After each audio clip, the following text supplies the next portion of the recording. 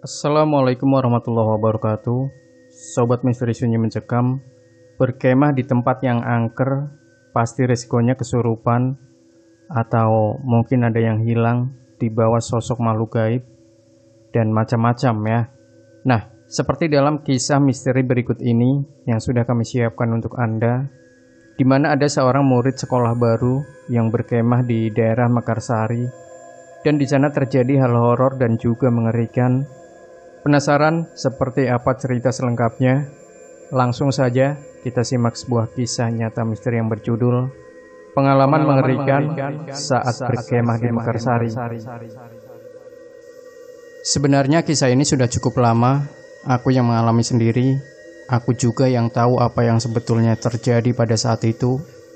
Sekitar bulan Agustus tahun 2014, kira-kira setelah MOS, sekolahku ngadain yang namanya Perjusami, perkemahan Jumat Sabtu Minggu. Jujur aku males banget ikut. Aku gak suka kalau ikut acara menginap seperti itu. Bukan gak bisa jauh dari orang tua, tapi aku gak mau aja, karena nanti pasti ada hal-hal gak menyenangkan yang terjadi. Tapi karena kelihatannya seru, apalagi aku siswa baru, jadi ya sudah, ngikut. Pagi-pagi anak baru ini dikumpulin dulu di lapangan dan dikoordinir sama kakak-kakak OSIS. Terus disuruh jalan sampai depan gang karena truknya ada di sana. Sesuai kelompok yang dibagi, aku dan teman-teman naiklah ke truk besar yang khusus TNI itu. Sekolahku ini emang lingkungan TNI, SMA negeri yang ada di perbatasan Bekasi Bogor, Kabupaten. Lokasi perkemahannya di daerah Cilengsi. Pokoknya itu lurus saja kalau dari sekolahku. Bukan Buperta, melainkan Mekarsari. Di jalan, aku duduk paling ujung biar kena angin sepoi. Di situ cewek semua, campur antara Iis dan Mia. Kelompokku emang berisik banget anaknya, suka cerit-ceritan melulu. Tapi aku senang. Aku diam sambil liatin jalanan, sesekali ketawa sama mereka. Padahal firasatku mulai gak enak. Saat masuk Mekarsari, pepohonan banyak banget. Hawa udaranya sudah gak enak. Anginnya bikin sesuatu di dalam diriku gelisah. Cuma ya aku diam. Siapa juga yang mau dengerin aku ngomong? Nanti aku dikira halusinasi. Truknya berhenti di samping tempat kemah. Aku langsung turun sama yang lain. Berhubung aku gak bawa koper kayak mereka, jadi aku lebih bebas. Sementara mereka repot nurunin barang-barang, aku lihat-lihat di sekitar. Aku merasa aneh sama danaunya. Tempat kemahnya ini ada di paling belakang Mekarsari. Ada outbound dan danau. Aku sih gak berani main ke danau, karena waktu baru menginjakan kaki di sana, aku lihat badan ular gede yang setengahnya keluar dari danau. Hanya sekilas, tapi bikin aku detik itu juga langsung merinding gak karuan. Aku masih diam, aku gak bisa cerita ke siapa-siapa, karena sahabat SMP ku gak satu SMA, HP juga gak bawa. Ya sudah, aku ngikutin anak-anak baris, dan dikasih tahu ada di tenda sebelah mana. Tendaku itu dekat posko guru nomor 1, untung gak yang paling pojok, karena di sana serem banget, gelap. Aku lupa ada berapa anggota per kelompok. Intinya setelah dibagi-bagi kelompoknya, kita kerjasama bangun tenda. Ular yang tadi aku lihat sudah hilang dari pikiran karena aku sibuk. Kakak-kakak OSIS ngasih tahu beberapa larangan yang gak boleh kita langgar. Aku gak begitu dengerin apa yang mereka bilang. Soalnya aku sudah paham juga kalau di tempat kayak gini kita gak boleh bersikap sembarangan. Tapi aku tetap memperhatikan beberapa hal penting yang menarik perhatianku. Satu di antaranya mereka minta jangan mandi di toilet dekat danau. Oke, siapa juga yang mau mandi di sana kalau dekat tempat kemah? Ada juga sudah banyak kamar mandi. Aku masih waras sekali, pikirku waktu itu. Kami diberi waktu santai. Aku manfaatin waktu itu untuk mendekatkan diri sama anak-anak lain. Berhubung mukaku jutek, aku kesulitan cari teman. Rata-rata mereka mengira aku sombong, apalagi aku orangnya pendiam. Aku lupa waktu itu habis ngapain, tapi yang jelas salah satu teman kelompokku mau masuk ke tenda. Terus tiba-tiba dia teriak. Aku sama yang lain panik dan langsung nyusul masuk tenda dan tanya ada apa. Dia meringis sambil bilang dia habis nginjek sesuatu di depan tenda. Aku yang kebetulan lagi di depan tenda langsung nunduk buat lihat. Ternyata ada ulat bulu. Ya, ulat bulunya lumayan besar, seukuran jempol tangan dewasa. Warnanya hijau daun. Ada tanduk kayak antena di kepalanya, dan ada bulatan merah darah di atas antena itu. Badannya polos tanpa ruas, dan ada duri-durinya. Wujudnya bantet, gendut. Nah, sama guruku, 2 orang yang salah satunya wali kelasku. Dia nginjak ulat itu pakai sepatu. Normalnya kalau diinjak pasti ninggalin bekas kan. Nah, ini sudah diinjak, digilas, diseret-seret pula sama guru. Tapi pas diangkat, si ulat hilang. Dia heran kenapa nggak berbekas sama sekali. Aku juga sampai menunduk buat lihat ada bekasnya nggak di bawah. Tapi tetap nggak ada. Kayak guruku nggak nginjek apa-apa gitu. Setelahnya guruku langsung mengucap istighfar. Dia sudah merinding di situ. Setelah ngobatin temanku, dia pergi ketakutan. Dari saat itu aku juga sebenarnya takut. Perasaanku nggak enak, tapi karena aku anaknya cuek, ya sudah, dijalanin saja. Aku nggak mau cari masalah sama siapapun, termasuk penunggu di situ. Jadi aku nggak banyak ngomong. Aku juga ngingetin teman-teman buat nggak berbuat yang aneh-aneh. Kakak OSIS ngasih tahu kalau kita harus siap-siap buat jurit malam.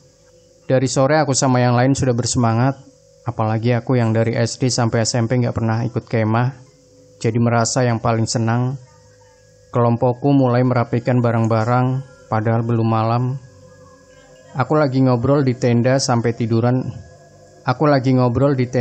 tiduran sama yang lain.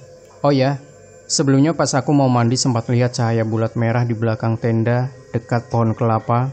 Cuma aku nggak terlalu fokus, karena aku pikir itu bias lampu atau sorot lampu. Nah, tiba-tiba aku lihat lagi bulatan merah ini. Dia mondar-mandir di belakang tendaku. Karena tembus pandang ya jelas aku bisa lihat. Aku masih gak cerita ke siapapun. Tapi perasaanku jadi makin gelisah. Aku cuekin karena aku masih berpikir positif. Sampai akhirnya gak lama kemudian ada angin kenceng banget. Aku sama yang lain kaget, apalagi pas kayu buat nahan tendanya lepas. Teman-temanku keluar benerin lagi, sementara aku masih di dalam merapikan barang-barang mereka. Akhirnya aku ikutan keluar sambil cek bulatan merah tadi hilang. Setelah kayunya berhasil nancap di tanah lagi, kita balik masuk ke tenda. Waktu itu habis isya, hujan turun deras banget. Mana angin bikin tendaku nyaris terbang pula. Padahal tadinya cerah, dan si bulatan merah muncul lagi. Waktu kami lagi sibuk menahan tenda agar tetap berdiri, ada kakak OSIS atau guru cewek menyuruh keluar tenda. Aku nanya mau kemana? Barangnya gimana? Kata dia kita harus mengungsi dulu, soal barang aman karena nanti ada yang jaga. Aku sama yang lain menurut, kita lari ke arah mobil yang gak ada jendelanya sama sekali. Mobil yang biasanya dipakai untuk pengunjung keliling Mekarsari. Aku kedinginan, aku masuk dan duduk di bagian depan belakang supir. Rasanya aku mau nangis, tapi gak tahu nangisin apa. Perasaan campur aduk. Untung ada teman sekelasku yang kenal, dia duduk di sampingku. Sepanjang jalan aku kaget banget. Pohon-pohon yang ada di sampingku seketika jadi ramai. Banyak makhluk halus yang muncul. Bahkan ada penari Jawa lengkap sama pakaiannya melambai-lambai, kayak mau menyentuhku. Aku bener-bener mau nangis di situ. Aku langsung peluk temanku. Dia nanya aku kenapa, tapi aku cuma bilang kalau di sini dingin banget udaranya. Padahal sebenarnya aku ketakutan. Bayangin aja, di mobil tanpa jendela, kanan kiri setan semua. Aku nutup mata dan berdoa. Waktu sampai di gedung tempat mengungsi, aku gak berani mendongakkan kepala karena takut sama banyaknya setan yang muncul. Tapi tadi aku sempat lihat ada yang aneh. Gedung ini ramai sama anak-anak muda, tapi aku gak tahu mereka manusia apa bukan karena aku gak berani melihat mereka. Cuma merasa aneh aja karena sedang hujan dan angin begini, mereka malah ketawa ketiwi kayak lagi nongkrong di kafe. Aku sama yang lain masuk ke dalam gedung. Ternyata gedung itu adalah Aula Mekarsari. Gedungnya bertingkat, ada ATM dan kamar mandi. Karena aku pikir sudah aman, Jadi aku sama yang lain ke kamar mandi untuk mengeringkan rambut. Tiba-tiba aku merasa ada sesuatu yang mulai mencoba masuk ke dalam tubuhku. Duh Tuhan, aku gak pernah kesurupan sebelumnya, jadi aku gak tahu rasanya gimana. Yang aku tahu adalah waktu itu badanku terasa berat, sesak, dan ada yang aneh sama bagian tubuhku. Aku ke kamar mandi kan rame-rame. Di situ teman sekelasku bertanya keadaanku. Aku pikir mungkin karena aku kelihatan pucat kali ya, jadi semuanya pada khawatir. Tapi pas aku ngaca, aku kaget lihat mukaku aneh. Badanku juga sumpah itu bukan aku. Aku tahu banget. Kenapa aku bilang itu bukan aku? Karena aku lihat ada sosok lain di dalam tubuhku yang berusaha menguasai aku. Dia cewek jahat. Teman-teman sadar, mereka mengajakku ngomong, tapi aku cuma ketawa doang. Agar mereka gak takut, aku bersikap santai aja. Padahal aku lagi menahan diri supaya gak melemah. Terus aku mengajak mereka keluar, karena kayaknya sudah ramai sama anak-anak yang lain. Aku sama yang lain balik ke aula. Aku dengar ada yang jerit-jerit. Di situ aku mulai merasa pusing. Rasanya mual banget, badan terasa berat. Untungnya aku masih bisa kelihatan baik-baik aja. Jadi aku samperin teman-teman cowok satu mos yang lain. Tiba-tiba temanku yang cewek kesurupan. Temanku ini memang gampang banget kesurupan. Yang menangani dia ada cowok 2-3 orang. Nah, dia manggil aku. Dia bilang aku gak boleh kemana-mana. Oke, aku menurut. Di situ aku ngelawak sama cowok-cowok lain agar suasana gak terasa horor. Pas lagi ngelawak itu malah jadi semakin banyak yang kesurupan. Kakak OSIS mulai kewalahan dan panik. Aku yang berdiri di tengah-tengah juga bingung harus berbuat apa. Temanku mulai kerasukan lagi. Dia teriak memanggilku, padahal aku di samping dia. Ketika dia sudah normal lagi, aku berinisiatif bantu yang lain. Aku tahu dan aku lihat sendiri kalau kita dikepung sama banyak jin dan setan. Ya, tingkatan makhluk halus itu ada 3, yaitu iblis, jin, dan setan. Aku juga tahu ada yang lari-lari mengelilingi gedung, tapi aku diemin. Aku fokus bantu yang kesurupan. Sampai akhirnya ada anak EIS yang kesurupannya paling agresif. Kakak OSIS yang nanganin sudah kewalahan. Aku datangi dia setelah berhasil menenangkan teman lain yang nangis karena ketakutan. Aku pegangi kepala anak EIS ini, sementara kakak OSIS membisikkan dia sesuatu. Anak EIS ini nangis gak berhenti. Dia merem terus berontak dan menjerit. Gak lama kemudian dia lebih tenang. Aku mulai merasa takut lagi. Masalahnya, aku sendiri lagi berperang sama banyak setan yang mau masuk ke tubuhku. Tapi aku malah bantuin yang kesurupan. Jadi waktu dia buka mata, tepat di depan mataku, aku tahu itu setan pindah ke aku. Setan itu nempelin aku. Kakak OSIS minta tolong buat jaga dia sebentar. Aku nurut. Aku ajak dia ngobrol. Dia agak linglung, tapi sudah bisa ngomong normal. Di situ aku sudah gak kuat. Aku pusing banget, lemas, badan terasa berat luar biasa. Setengah kesadaranku seperti sudah gak ada. Aku izin ke kakak OSIS mau ke kamar mandi. Kakak itu ngingetin aku jangan sampai aku ikut kesurupan. Aku cuma senyum dan bilang, "Gak akan kak." Dengan sempoyongan aku jalan sendirian ke kamar mandi.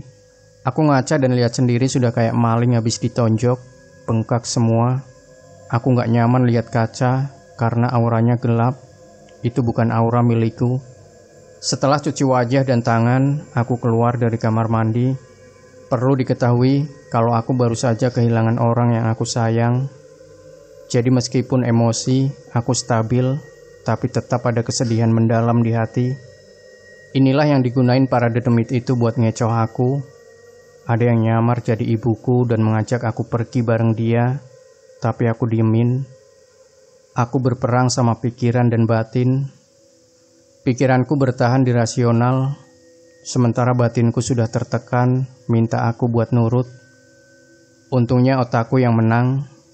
Aku jalan ke aula, di situ ada bangku panjang, aku duduk di sana. Aku sudah gak kuat buat ngomong. Aku bener-bener gak ada kekuatan apapun lagi. Sampai ada temanku yang sadar aku lemes, dia nanyain aku kenapa. Aku geleng-geleng, terus gak lama aku nangis. Aku capek, aku minta jangan diganggu sama mereka. Aku sesenggukan berbisik, aku gak mau ikut mereka. Gara-gara nangis dan berbisik itu, aku jadi makin lemes. Temanku ini panik, menenangkan aku, tapi malah loncat dari bangku. Karena badanku dingin banget, dia pergi mencari selimut. Pas dia datang, sudah banyak orang mengelilingi aku. Mereka kaget karena aku jadi begini. Padahal tadi masih baik-baik saja. Aku dipeluk sama teman-teman cewek, sementara yang cowok ngajak aku ngobrol. Di otak juga sebenarnya ada peperangan antara omongan setan dan aku yang sengaja mikirin makanan enak, artis-artis ganteng, sampai doiku juga menuhin otak. Pokoknya aku gak biarin diri sendiri melamun dan pikiran kosong. Tapi sayangnya, pas aku berpikir bahwa aku sudah baik-baik aja, temanku yang hobinya kesurupan ini teriak-teriak lagi. Dia tetap manggil namaku. Guru-guru yang menangani dia akhirnya kewalahan dan bertanya aku di mana. Aku harus dibawa dekat dia. Temanku juga bilang kalau aku mau diincar. Aku disamperin sama guru. Dia nanya aku bisa jalan gak? Aku ngangguk. Pas aku berdiri, sekilas aku melihat di tangga ada 3 orang. 1 cewek 2 cowok turun, mukanya kayak Chinese, tapi kelihatan santai banget, seolah gak ada keributan di bawah. Dan mereka melayang. Lemes badanku lihat begituan. Guru itu langsung bantu aku berjalan. Pas itu aku sudah gak kuat lagi, nafasku sudah sesak. Aku disuruh tiduran di samping temanku ini. Mereka bilang ke dia kalau aku sudah ada di sampingnya, jadi tenang. Waktu itu guru-guru dan kakak OSIS pada nanyain kondisi aku. Aku cuma jawab seadanya. Mereka bilang, cerita aja jujur. Karena aku gak bisa nahan lagi, aku nangis. Aku bilang sakit, sesak. Mereka nanya di sebelah mana. Aku tunjukin di mana aja. Mereka panik dan manggil ustadz yang untungnya sudah datang. Aku lupa muka ustadznya gimana. Yang jelas ada 2 atau 3 ustadz bantu menangani. Aku ditanya-tanya lagi.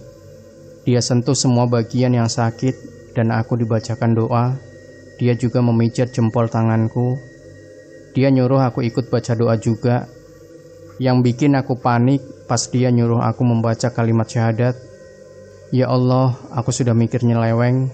Apa aku mau mati ya? Soalnya aku ngerasa banget nyawaku di ujung tanduk. Aku juga sudah mulai meracau gak jelas. Sialnya pas lagi begini, ustadznya malah ngomong ke guru. Saya gak bisa bantu, anak ini sudah mau dibawa pergi.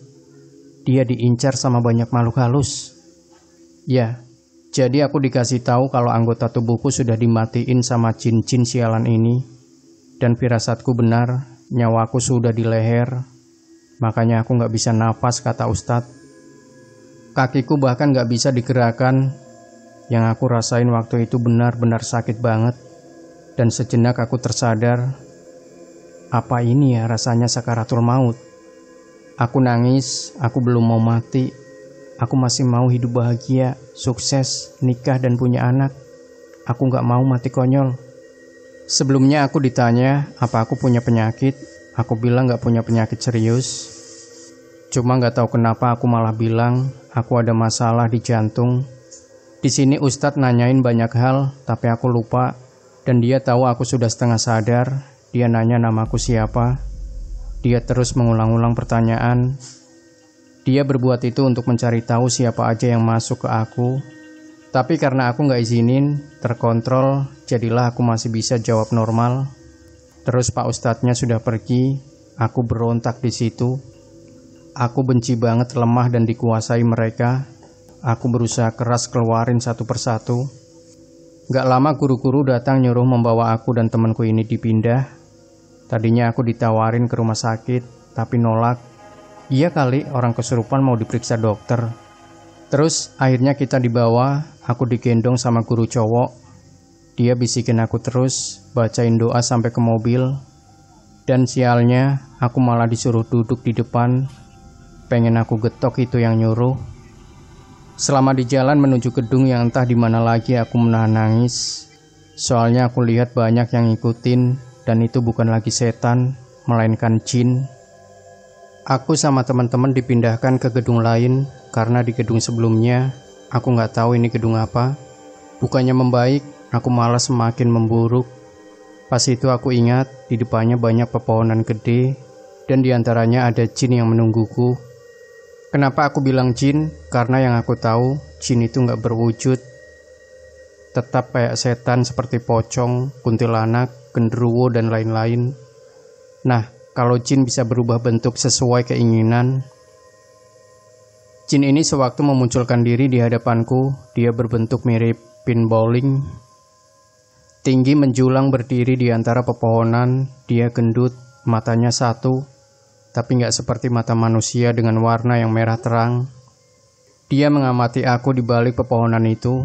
Pas aku digendong masuk ke gedung, aku benar-benar mau nangis karena takut setengah mati. Bukan cuma sama si pin bowling ini doang, tapi ada banyak berderet gitu. Aku sudah pasrah aja kalau nggak selamat. Masuk ke gedung, aku malah ngerasain hawa yang benar-benar dingin. Sampai akhirnya aku diturunkan di sofa panjang, baru berani melek. Di situ aku nangis, nggak tahan lagi dengan ketakutan ini. Temanku yang teriak-teriak itu juga ada di situ sama aku, tapi aku nggak berdua, ada dua lagi yang nemenin. Dua orang ini sahabatku, satu cewek dan satu cowok, pacarnya yang teriak-teriak. Nah, di situ aku ketiduran sambil diajak ngomong sama mereka. Sewaktu aku minum dan mau narik nafas, aku nengok ke kanan. Ternyata ada jendela besar yang langsung mengarah ke belakang gedung. Di sana kelihatan jelas banyak pohon. Bukan cuma pohon, tapi juga setan yang berdiri di sana. Aku awalnya gak sadar, sampai ada yang melayang lalu memanggil namaku berulang kali. Disitulah aku mulai nangis dan gemetar lagi. Mbak-mbak yang gak tahu siapa namanya berusaha menenangkan aku, tapi aku gak bisa. Aku minta dia tutup hordennya. Ditanya kenapa, aku jawab di situ banyak yang muncul dan mereka manggilin aku. Aku nangis sesenggukan. Temanku yang cowok gak tega, akhirnya dia ikut nyuruh si mbak buat nutup hordennya. Nah, setelah ditutup sama satpam yang disuruh si mbak, aku agak tenang karena gak lihat mereka. Selama beberapa menit, aku diajak ngobrol terus sama mereka. Aku sudah gak setakut sebelumnya. Sudah bisa diajak bercanda dan tersenyum. Aku juga tetap baca doa, meskipun terbata-bata. Karena bagaimanapun juga, di tubuh masih banyak yang berusaha menguasai, dan aku gak tahu bagaimana cara mengeluarkannya. Sebelum aku agak baikan, si mbaknya ini ngelus-ngelus rambutku biar aku tenang. Dia ajak aku ngobrol, bilang kalau aku sudah aman sekarang. Aku cuma diam sambil fokus supaya nggak bengong lagi. Pas lagi begitu, tiba-tiba aku dengar satpamnya ditelepon. Dia panik. Si satpam ini kayaknya ditelepon sama orang yang ada di aula. Aku nggak tahu apa isi percakapannya. Tapi yang pasti dia panik banget dan ngomong, "Apa? Pintu atas kebuka." Terus mbak-mbak yang tadinya lagi ngelusin aku langsung nengok. Dia ngeliatin si satpam ini. Si mbaknya nanya ada apa. Satpamnya bilang kalau pintu di lantai atas aula itu terbuka, padahal sudah digembok atau dikunci, dan gak ada satupun yang buka. Dengar omongannya, aku jadi keinget sama 3 orang Chinese yang aku lihat waktu masih di aula. Aku jadi mikir, oh iya, aku gak tahu mereka Chinese atau bukan. Soalnya mata mereka agak sipit dan putih banget. Setelah nguping dan kuatin diri, aku coba buat ngomong tentang 3 makhluk yang tadi aku lihat. Terus muka mereka langsung berubah kayak panik. Si satpam ini langsung pergi keluar, gak tahu kemananya. Si mbaknya masih duduk manis di sampingku. Aku nitip pesan ke mbaknya buat bilang ke orang yang lagi jagain teman-temanku di aula untuk jangan taruh mereka di dekat ATM, karena di sana banyak makhluk halus. Meskipun dibacakan Al-Quran, tetap aja nggak akan mempan. Malah nanti semakin banyak yang kesurupan. Tapi mbaknya bilang nggak apa-apa, mereka aman. Terus pas aku sudah lebih tenang, mbaknya ini pergi meninggalkan aku sama teman-temanku. Ya sudah, kita bercanda-bercanda biar suasananya lebih menyenangkan. Tapi gak lama kemudian, aku lihat satu persatu temanku yang kesurupan di aula dipindahkan ke gedung ini. Ternyata omonganku benar. Semakin dibacakan doa, malah makin ganas. Katanya, anak-anak yang baca Al-Quran di dekat ATM mulai tumbang, ada yang kesurupan, ada pula yang pingsan setelah melihat penampakan.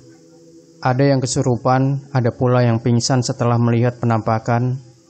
Jujur aku juga bingung, mereka sebenarnya apa sih? Sampai doa aja gak mempan.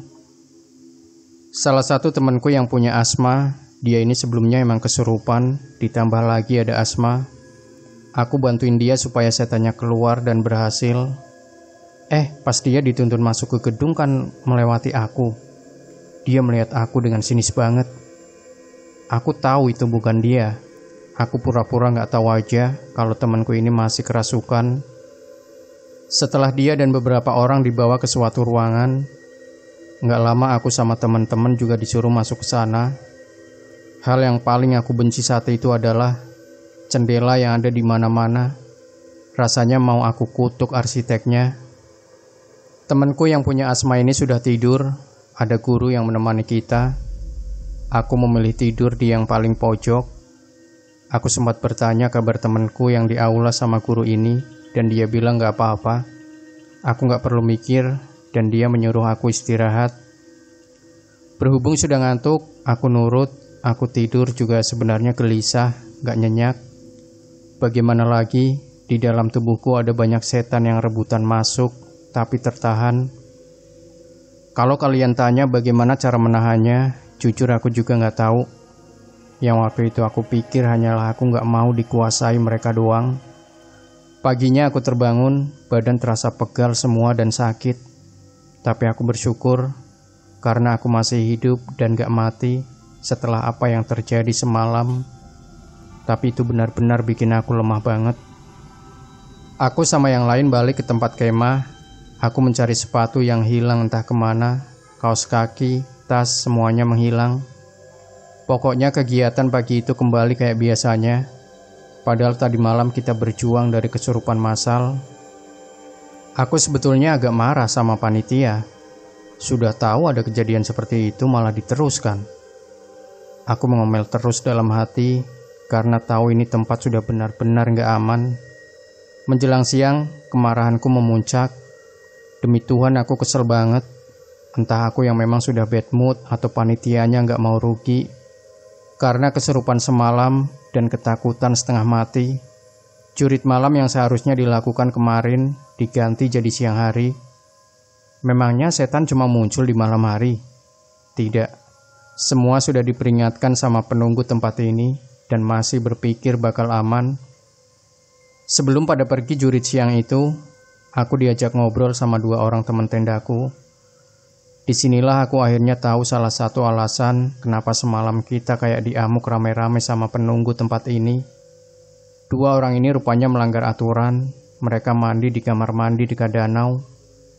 Pembelaan mereka itu bukan sepenuhnya salah mereka.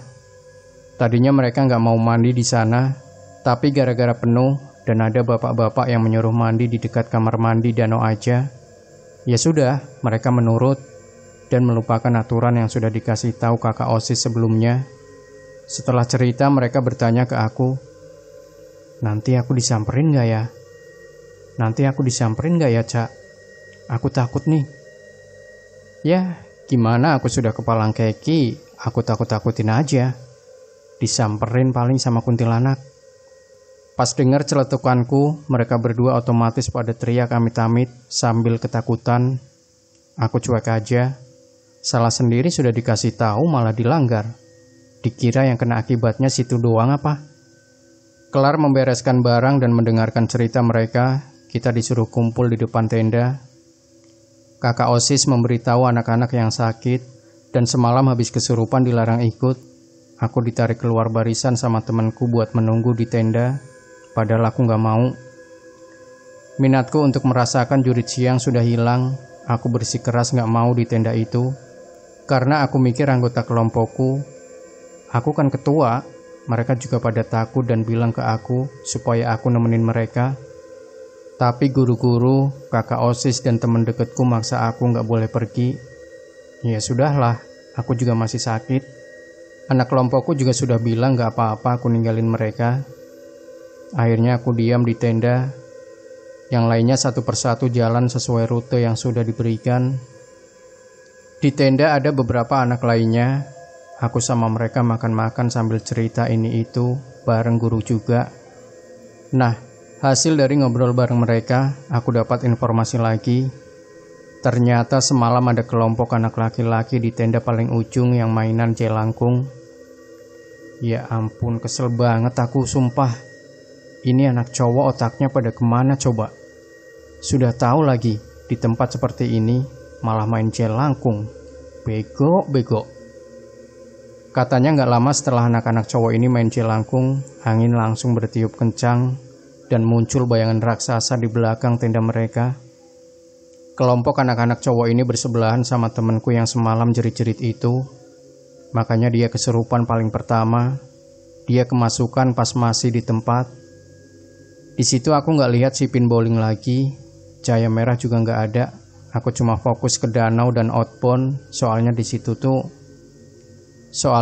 tuh banyak banget. Guru-guruku mengajak ngobrol tentang kejadian semalam. Mereka bertanya keadaanku gimana. Aku bilang sudah mendingan. Waktu aku lagi makan mie instan sama yang lain, tiba-tiba guru yang cowok dapat telepon, disuruh bawa motor ke salah satu rute jurit. Katanya ada yang kesurupan. Yang lain heboh, cuma aku yang biasa aja, karena memang sudah tahu pasti bakal begini. Awalnya sih aku cuek, yang dibawa pulang sama guruku lumayan banyak. Akhirnya aku lihat dan dengar kalau teman kelompokku yang tadi cerita, kalau dia melanggar aturan ini kesurupan terus pingsan. Dia dibawa ke tenda satu buat istirahat. Temanku yang bareng dia cerita, pas lagi jalan mereka ketemu kuntilanak beneran. Dikira mereka itu halusinasi gara-gara teringat omonganku sebelumnya. Gak taunya, si kuntilanak terbang mendekati mereka, tapi yang kena cuma satu orang. Selama siang hari itu cuma dihabiskan untuk mendengarkan cerita dari anak-anak yang ikut jurit. Ada yang ditampakkan pocong, ada yang bertemu kuntilanak, ada yang kesurupan, ada yang pingsan, ada yang nangis dan lain sebagainya. Sore harinya aku mau mandi, tapi karena penuh, aku gosok gigi dulu di tempat wudhu. Di situ aku dengar omongan anak laki yang lagi mandi bareng. Ngomongnya gak dijaga, sumpah, gedeg banget aku. Mana ada celana dalam mereka di atas pintu. Rasanya mau aku buang, biar mereka bingung gak ada daleman. Selesai gosok gigi, aku antri sama yang lain buat mandi. Di bilik pertama ada kakak kelasku. Dia ketakutan setengah mati dan bilang kalau di dalam ada ular lumayan gede, tapi pas disiram malah hilang. Ya Tuhan, padahal aku mau mandi jadi takut. Aku berpikir lagi telanjang, muncul penampakan. Macam mandi bareng setan dong namanya. Tapi karena aku gak mau bau, apalagi waktu itu aku lagi deketin cowok, si doi perhatian banget. Gak mau pisah dari aku semenjak tahu kalau aku sakit, jadi makin nempel gitu. Jadi ya aku beranikan diri mandi sendiri. Itu juga aku mandinya sambil pakai ancang-ancang takut kalau tiba-tiba ada penampakan di depan mata. Habis mandi badan terasa segar, aku jalan-jalan keliling danau rame-rame. Ya, aku memang anaknya nekat. Sudah tahu jadi incaran, malah berwisata ke tempat mereka. Sewaktu jalan-jalan pun, teman-temanku agak was-was sebenarnya. Tapi aku sengaja nekat untuk cari tahu siapa aja yang marah karena keberadaan kita ini. Cuma yang aku dapatkan hanyalah hembusan angin yang dingin. Oh ya, salah satu temanku ada yang bisa lihat juga. Dia ngomong ke aku kalau apa yang aku katakan benar. Di ATM itu mereka pada ngumpul. Dia cerita juga apa yang terjadi di aula setelah aku pergi.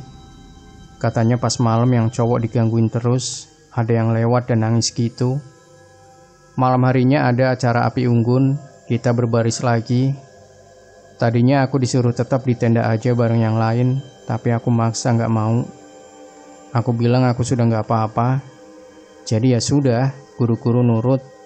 Tapi aku dijaga sama banyak orang. Tapi tetap aja aku barisnya paling belakang. Aku orangnya keras kepala banget. Soalnya aku ketua kelompok. Buat aku kalau sudah dikasih tanggung jawab ya mau dalam keadaan apapun juga aku tetap harus jagain anggotaku. Jadilah meskipun aku tadinya nggak boleh di belakang, aku tetap ngotot di belakang buat jaga-jaga. Untungnya teman-temanku ngajak bercanda. Hanya saja yang mereka candain ini nggak cocok situasinya. Mereka malah mengolok-olokku yang kemarin kesurupan kayak orang sekarat. Tapi nyatanya sekarang baik-baik aja. Keusilanku kumat lagi, aku bilang, ntar juga kalau kamu lihat, kamu kesurupan atau pingsan. Temanku pada takut, mereka bilang cuma bercanda aja, terus diam deh, gak berani ngomong lagi. Pas acara dimulai, jujur sih aku merinding. Kalau di sini ada anak pramuka atau pernah camping kayak aku, pasti tahu tradisi api unggun yang ada bacaan-bacaannya itu. Jadi kakak kelasku yang cowok tangannya dibentuk seolah dia megang semapur, tongkat gede yang atasnya ada bendera. Tapi karena nggak ada, jadi dianggap aja lagi megang, padahal nggak. Di situ dia kayak muter gitu, keliling lapangan yang sudah dibentuk sama barisan anak-anak. Nah, aku perhatikan kok ada yang beda. Suasananya terasa mencekam banget. Aku maju ke depan. Aku lihat ada penari Jawa mengikuti di belakang kakak kelas cowok itu, 2 orang. Aku menelan ludah saking kagetnya. Aku langsung mundur. Di situ aku langsung buang muka ke deretan mobil yang diparkir deket tenda. Tapi pohon di tempat parkir mobil kok ada yang aneh. Seperti ada yang menggelayutin, rambut panjang tapi posisinya terbalik. Jadi kakinya di atas, kepalanya di bawah. Oke, aku akui aku memang bodoh. Tapi sumpah karena aku penasaran itu setan apa bukan. Aku pelototin terus. Aku meletin. Dia ngebales aku. Rasanya aku jantungan di tempat. Temanku yang di samping kayaknya sadar sama gelagatku. Jadi dia nepuk aku. Dia ngasih tahu aku biar nggak lihat ke sana. Aku jawab iya. Tapi gimana ya, aku sudah dendam banget gara-gara kaumnya semalam membuat aku jadi kesurupan. Buat aku kerasukan itu nggak elit banget. Mana ada cowok gebetanku di sana. Runtuh sudah citraku. Bukannya ngajak temen ngobrol biar nggak sepi, aku malah ngajak berantem ini setan. Dia masih melet-meletin lidahnya yang panjang. Aku kesel banget. Aku acungin jari tengah dan bilang, "Apa kamu setan? Sini kamu kalau berani. Nggak usah melet-melet kayak anjing kamu. Apa kamu lihat-lihat? Sini maju." Aku sumpahin gak bisa balik lagi itu kepala, biar jalannya ngesot terus. Muka kamu rata. Ya, aku ngomong begini biar rasa takut berkurang, karena si pin bowling sudah muncul lagi. Gak lama temanku yang tadi ngeledekin aku pingsan. Terus di depan juga banyak yang pingsan. Oke, aku nganggep kalau mereka pingsan gara-gara aku. Aku usil soalnya dan malah ngajak ribut setan. Selesai acara ini dilanjutkan dengan acara tukar kado. Aku gak ikutan. Aku lemes dan aku takut sebenarnya gara-gara di outbound banyak yang ngajak main. Belum lagi aku habis ribut sama setan yang kepalanya di bawah. Ditambah aku lihat si pin bowling yang masih memperhatikan aku. Jadi aku ke posko guru bareng anak-anak yang pingsan tadi dan yang memang gak ikut acara api unggun dari awal. Temanku yang tadi ngeledek dan yang lainnya pas sudah sadar, mereka cerita katanya lihat kuntilanak. Iya, itu kuntilanak yang aku ajak ribut, si Kunti kepala jungkir balik. Mereka minta maaf karena sudah meledekku. Aku bilang gak apa-apa. Cuma lain kali hati-hati, jangan bercandain orang yang kena musibah. Sudah tahu aku baru aja dapat hal buruk, malah dibikin sakit hati dengan omongan mereka. Ternyata pas acara tukar kado pun banyak yang tumbang. Panitia mempercepat acara agar semuanya bisa istirahat. Di situ sempat mendengar soal pintu di atas aula kemarin dari guru dan teman-teman. Aku nggak tahu ini benar atau enggak, aku hanya mendengar dari mereka aja. Katanya di atas aula itu ada satu ruangan yang terkunci, nggak boleh dibuka sama sekali. Tapi semalam gak tahu kenapa malah terbuka, padahal gak ada orang yang naik ke sana. Makanya pengelola tempat tersebut panik, apalagi setelah mendengarkan ceritaku kemarin. Karena semua acara sudah selesai, kita diperkenankan istirahat. Jujur aku gak bisa tidur sama sekali, karena di tendaku penuh sama anak-anak kelompok lain yang kesurupan. Mereka maunya satu tenda sama aku, dikira aku penyaring setan kali ya, biar mereka gak kerasukan lagi. Padahal aku sendiri juga lagi berusaha ngeluarin satu persatu setan yang masih nempel di badan. Tapi ya sudahlah, gak apa-apa. Aku juga gak tega kalau mereka diganggu lagi. Karena sempit, aku tidur di paling depan dekat pintu masuk tenda. Gara-gara semalam tendanya kena angin, jadi sedikit keangkat gitu. Jadi aku bisa lihat di luar ada apa. Sekitar 1 jam kemudian, karena gak bisa tidur, aku mandangin rumput sambil mikirin kejadian semalam. Mendadak aku dengar suara geraman seseorang. Aku kaget. Mana di tenda cuma aku doang yang masih melek. Aku mengintip dari bawah tenda. Di posko guru rame banget orang, tapi aku gak bisa lihat siapa yang menggeram. Aku cuma mendengar suaranya. Orang ini menggeram terus. Dia lalu ditanya sama bapak-bapak yang entah siapa karena gak kelihatan. Ditanya namanya siapa, asalnya dari mana, dan seterusnya. Aku gak bisa menangkap pembicaraan lebih jelas karena dia ngomongnya kayak orang kumur-kumur, gak jelas. Mana cepet dibarengi sama geraman pula. Tapi aku berhasil dengar suara dia pas ditanyain, "Apa maumu? Keluar dari tubuh anak ini?" "Enggak, saya enggak mau. Kalau kalian mau semuanya selamat, kasih saya 1 tumbal." Ya, aku enggak tahu apa-apa lagi karena pas dengar kata-kata itu, aku langsung merem dan nangis manggilin mak bapak. Paginya pas lagi beres-beres anak-anak tenda sebelum pada ngomongin masalah semalam, ternyata yang dengar nggak aku doang, tapi yang lain juga dengar. Bahkan sampai ke tenda ujung, terutama soal dia minta tumbal. Katanya kakak itu kesurupan gara-gara bengong dan malah nyamperin danau gitu. Dia kerasukan penunggu danau, mereka marah sama kita yang dianggapnya nggak sopan. Makanya mereka ngamuk dan minta tumbal 1 orang buat menyelamatkan semuanya. Tapi guru-guru gak mau. Kebetulan semalam ada ustadz juga ternyata. Aku gak tahu bagaimana caranya si penunggunya bisa keluar dari tubuh si kakak. Tapi yang pasti kita langsung cepat-cepat berkemas dan pulang ke rumah masing-masing. Kalau kalian tanya kenapa si penunggu danau bisa dikeluarkan, sementara aku gak bisa, malah ustadznya nyerah. Itu juga yang jadi pertanyaanku. Yang aku pahami kenapa si ustadz bilang begitu, karena yang nempel di badanku banyak. Energinya juga bercampur dari yang kecil sampai besar, sementara si kakak cuma 1. Salah sedikit aja ustadz mengeluarkan setan di tubuhku, yang ada malah dia bikin rohku ikut ketarik. Jadi ya, dia juga bingung harus berbuat apa. Makanya pas itu aku disaranin dibawa ke tempat yang lebih aman dulu. Tapi memang aku akui, walau serem, gedung yang kemarin aman. Pas pulang ke rumah, orang tuaku sudah tahu ceritanya. Orang tuaku kan gak percaya hal mistis kayak gitu. Aku malah ditertawakan, katanya kebanyakan nonton film horor. Anak-anak dikasih waktu istirahat dari sekolah. Selama itu pula aku di rumah sholat dan berdoa gak putus-putus.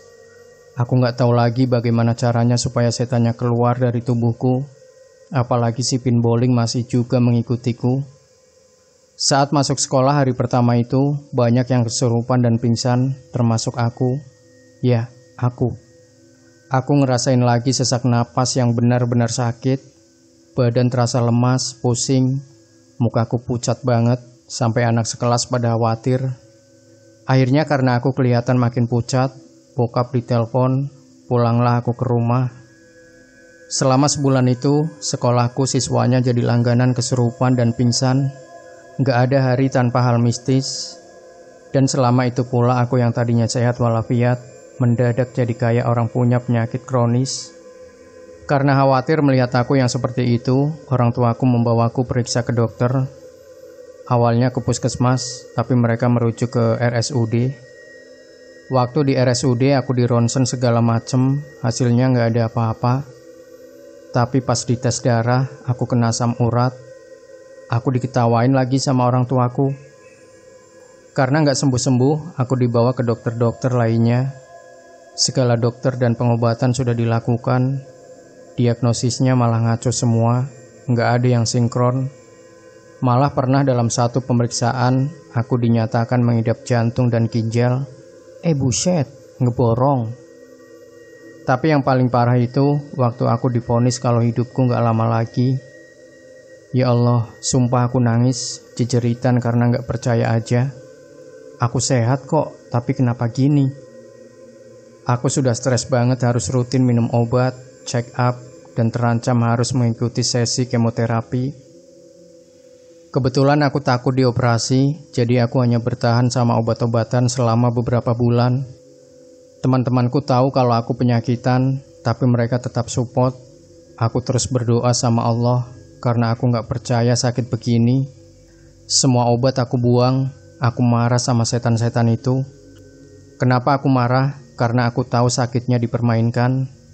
Gak mungkin dalam satu tubuhku bisa mengidap 7 penyakit mematikan sekaligus. Yang bener aja, orang lain mengoleksi mantan, aku kok ngoleksi penyakit. Tanpa ngasih tahu orang tua, aku berjuang sendirian. Teman-teman yang gak percaya sama sakitku juga ngasih dukungan penuh. Mereka tahu aku ini masih bukan aku. Jadi setiap hari aku rutin sholat dan mengaji. Sedikit-sedikit aku juga mulai berani melawan si pinballing. Sebenarnya dibilang melawan gak juga sih, karena si pinballing gak ngapa-ngapain. Aku juga bingung apa fungsinya dia. Dia ngikutin aku doang, memperhatikan, tapi gak pernah menyentuh aku. Aneh sih, tapi ya aku takut aja, karena dia wujudnya aneh dan tinggi banget kayak rumah mewah. Akhirnya selama kurang lebih 6 bulan aku berjuang, aku berhasil mengeluarkan mereka satu persatu. Aku lega, benar-benar lega. Aku cek sekali lagi ke dokter buat buktikan. Dan benar saja, hasilnya semua kesehatanku itu berbanding terbalik sama hasil yang waktu aku masih ditempelin. Badanku jadi enteng dan aku kembali sehat lagi. Cuma imbasnya gara-gara ini, aku jadi kena cemoohan sih. Aku dianggap cari perhatian karena sebelumnya bilang divonis mati. Padahal aku gak ngomong ke mereka. Merekanya aja biang gosip. Tapi ya aku diemin aja karena aku males ribut. Yang penting aku sudah balik aja sudah cukup. Karena semua hal yang sudah aku lewatin ini juga sekarang fisikku jadi lemah. Yang tadinya sanggup dingin, sekarang dingin sedikit aku bisa sakit. Kena hujan dulu mah masih bugar, sekarang kena sedikit langsung sakit. Pokoknya aku jadi gampang sakit gitu.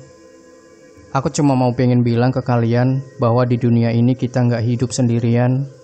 Ada banyak makhluk tak kasat mata yang hadir menemani kita, entah itu di samping, depan, belakang, atau yang kini lagi kamu gendong di punggung. Lalu ingat bahwa derajat kalian itu lebih tinggi dari mereka. Kalian punya Tuhan dan agama. Jadi jangan pernah putuskan komunikasi kalian kepadanya. Apapun yang sedang kalian hadapi, Tuhan gak pernah pergi. Cukup ikuti hati dan percaya apa yang kamu yakini dengan sungguh-sungguh. Aku gak membual kalau kekuatan doa itu memang semujarab itu. Lebih ampuh dari obat apapun di dunia ini. Lebih hebat dari serangkaian terapi yang kamu lakukan ke dokter. Sampai sekarang kalau diingat-ingat lagi, aku suka nangis. Ya Allah, gak nyangka aku harus melewati semuanya dengan penuh perjuangan. Dari kejadian itu aku ambil hikmahnya, kalau Tuhan itu benar-benar sayang sama aku. Seandainya orang lain yang ada di posisiku, mungkin mereka sudah nyerah duluan. Tapi enggak buat aku. Aku yang keras kepala dan teguh pendirian, memilih bertahan dan melawan mereka semua, meskipun prosesnya panjang dan menyakitkan. Aku juga bersyukur, sebab karena itu aku jadi introspeksi diri. Kalian tahu nggak, kalau setan itu suka menempel pada orang yang punya aura gelap dan negatif. Kebetulan aku waktu itu kan lagi depresi gara-gara kehilangan orang yang aku sayang buat selamanya. Ditambah lagi aku bisa melihat mereka. Jadilah setan itu semakin demen karena dianggap aku lemah. Padahal meskipun mental aku lagi lemah, bukan berarti aku bisa izinkan mereka mengambil alih tubuhku. Dari situ aku benar-benar belajar buat jadi orang yang lebih positif. Kunciku adalah memaafkan dan menerima masa lalu. Aku dulu dipenuhi dendam dan kebencian. Depresi yang aku idap itu sudah tahap kritis karena keinginan bunuh diriku tinggi. Beberapa kali aku mencoba bunuh diri, tapi selalu berakhir selamat. Setelah semua yang aku lalui, aku sadar bahwa apa yang aku lakukan itu salah. Coba kalau aku dulu berhasil bunuh diri, pasti aku jadi salah satu bagian dari mereka. Karena arwah gentayangan itu, arwah yang penuh dendam dan kebencian di hatinya. Secara nggak langsung, Allah memberi aku teguran, tamparan keras melalui para makhluk ini. Meskipun mereka rebutan masuk, tapi aku bisa menahan semuanya dengan kekuatan yang entah aku sendiri nggak tahu dari mana dan bagaimana caranya. Yang aku tahu adalah Allah Maha Baik. Aku juga berterima kasih karena berkat setan-setan ini, aku jadi bisa tahu mana kawan, mana lawan. Dan aku juga sangat-sangat bersyukur karena aku bisa tumbuh menjadi pribadi yang lebih baik setelah kejadian itu. Aku lebih menghargai kehidupan, makna dan memperbaiki apa saja yang selama ini salah. Sekian cerita dariku, semoga bermanfaat. Demikian Sobat Misteri Sunyi Mencekam, jangan lupa berikan komentar Anda, like, share video ini, subscribe channel Sunyi Mencekam, dan kembali nantikan cerita-cerita misteri terbaru dari kami. Wassalamualaikum warahmatullahi wabarakatuh.